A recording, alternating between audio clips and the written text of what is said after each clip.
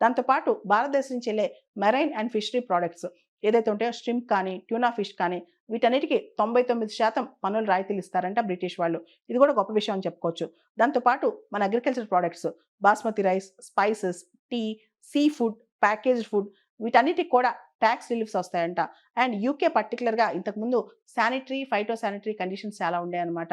అవన్నీ కూడా చాలా వరకు ఇండియా నుంచి వాళ్ళు కొనుక్కొచ్చుకునే వాటిలో ఎగ్జంప్షన్స్ ఇస్తామని చెప్తున్నారనమాట. దాంతోపాటు వాళ్ళ దగ్గర నుంచి మనకు అమ్మే కార్స్, బ్రిటన్ నుంచి మనకొచ్చే విస్కీ కావచ్చు, జిన్ కావచ్చు, కార్స్ కావచ్చు, వీటి రేట్లు బాగా తగ్గే అవకాశం కనిపిస్తోంది. అదేవిధంగా భారతదేశంలో స్వదేశీయంగా ప్రొడ్యూస్ అయ్యే గోవా ఫెని, నాగ్పూర్ ఆర్టిజనల్ వైన్స్, కేరళ టాడీ వాటన్నిటికి కూడా బ్రిటన్‌లో జీఐ ట్యాగ్ ఏదైతే ప్రొటెక్షన్ ఉంటదో అవి మన ప్రొడక్ట్స్ కూడా అక్కడ ఇవ్వడానికి బ్రిటన్ వాళ్ళు ఇప్పుడు ఈ ట్రేడ్ డీల్ ద్వారా రెడీ అయిపోయారన్నమాట. ఈ ట్రేడ్ డీల్ ద్వారా యూకే కంపెనీస్ ఇప్పుడు ఇండియన్ గవర్నమెంట్ ఆర్డర్స్‌లో కూడా బిడ్ చేయొచ్చు. ఒకవేళ గనక యూకే కంపెనీస్ 20% వాళ్ళ ప్రొడక్ట్ అంటే వాళ్ళు ఏదైతే మనకు సప్లై చేస్తారో అది ఇండియా నుంచి సోర్స్ చేసుకుంటే గనక యూకే కంపెనీస్ కూడా ఇండియన్ గవర్నమెంట్ ఆర్డర్స్‌లో కూడా బిడ్ చేయొచ్చన్నమాట.